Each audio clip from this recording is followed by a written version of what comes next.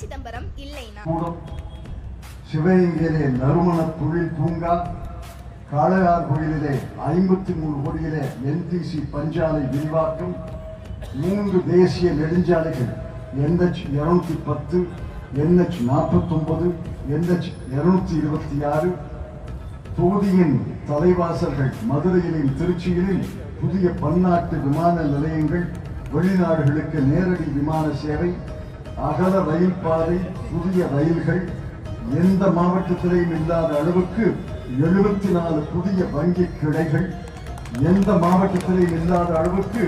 19,000 மாணவ மாணவியருக்கு கல்வி கடன், அப்போலோ மருத்துவமனை, திருப்பத்தூரிலே 6 கோடியிலே ஸ்வீடிஷ் மருத்துவமனை புதுப்பித்தது, வங்கிகளின் 4 திறன் மேம்பாட்டு மையங்கள், CISF, ITBP 2 துணை ராணுவ படை நிலையங்கள் நம்முடைய மாவட்டத்தில், பிரதமர் நிவாரண நிலையிலிருந்து 1,38,00,000 மருத்துவ உதவி, சிவகங்கை புதுக்கோட்டை மாவட்டங்களில் 74,081 முதியோர் மற்றும் விதவிகளுக்கு பென்ஷன்,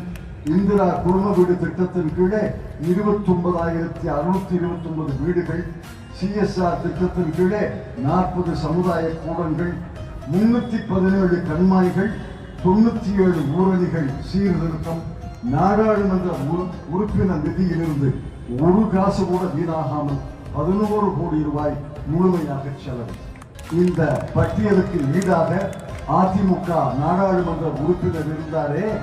மௌனமாக இருந்தாரே, நாடாளுமன்றத்தில் 5 ஆண்டுகள் ஒரு வார்த்தை கூட பேசாமல் இருந்தாரே, அவருக்கு இதுக்கு ஈடாக ஒரு பட்டியலை போட சொல்லுங்கள், இதற்கு ஈடாக ஒரு பட்டியலை போட சொல்லுங்கள்.